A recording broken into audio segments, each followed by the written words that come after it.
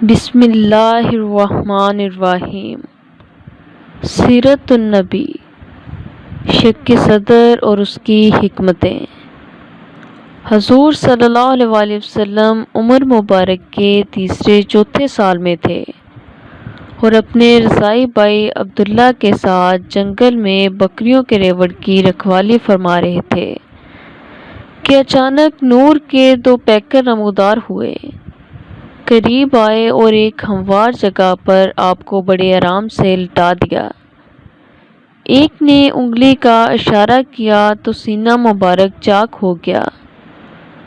انہوں نے کلب اطہر کو نکالا اور اسے چیرا، ایک خون کی پھٹکی نکالی اور کہا، اے اللہ کے محبوب، یہ شیطان کا حصہ ہے جو آپ سے الگ کر دیا گیا ہے۔ پھر اس کی جگہ علم و عرفان اور حکمت و بصیرت کے نورانی موتی بھر دیے، قلب انور کو بند کیا اور سینہ مبارک کے اندر رکھ کر اسے بند کر دیا۔ اسرار و معارف۔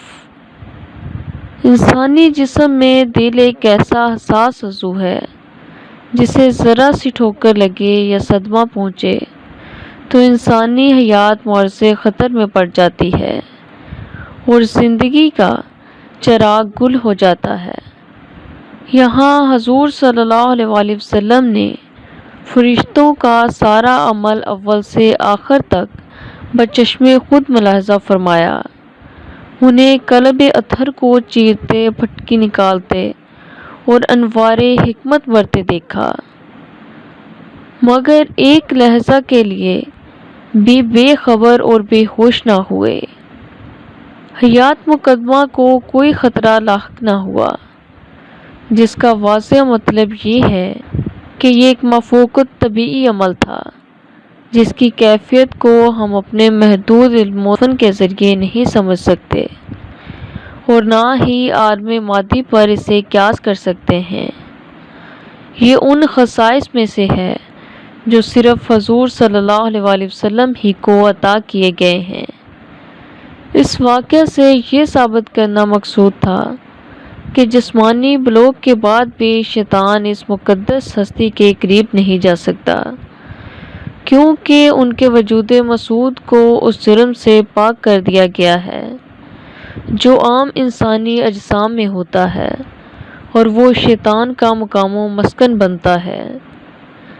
یہاں یہ سوال پیدا ہوتا ہے کہ شیطان سے تحفظ کے لیے اتنے طویل عمل کی کیا ضرورت تھی؟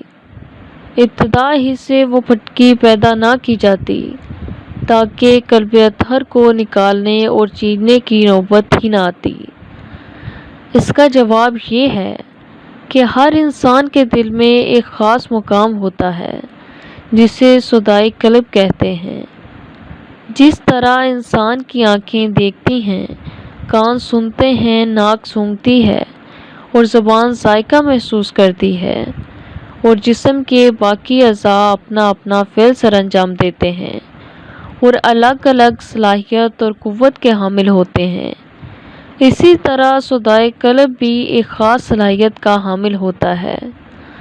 یہ شیطان کی وسوسہ اندازی کو قبول کرتا ہے۔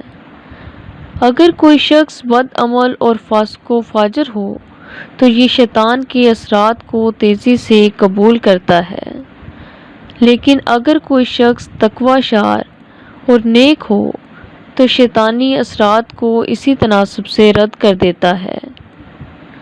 انسانی جسم میں کچھ اعضاء اور اجزاء ایسے ہیں کہ تکمیل خلقت کے لیے ان کا پیدا کیا جانا ضروری ہے، مگر بعد میں طہارت و نظافت کے نقطہ نظر سے ان کو جسم سے علیحدہ کر دیا جاتا ہے، جیسے ناخن اور غیر ضروری بال جب بڑھ جائیں تو کاٹ دیے جاتے ہیں۔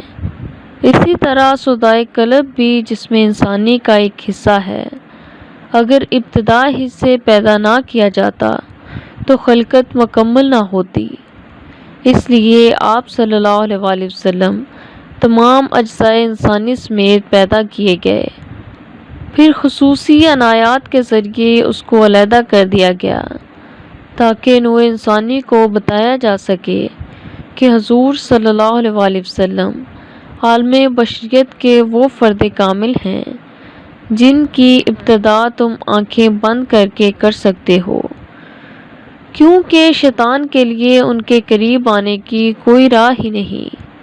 یہ ہستی ہر پہلو سے اس کی اثر انگیزی سے محفوظ ہے، کیونکہ ان کے جسم میں وہ مادہ ہی نہیں رہنے دیا گیا جو اس کا وسوسہ قبول کرتا ہے۔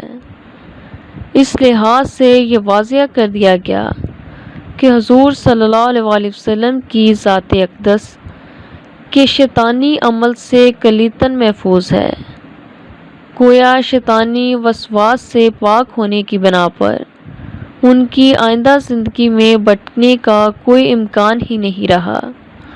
یہ ہمیشہ من جانب اللہ راہ ہدایت پر ہی رہیں گے۔ شکریہ۔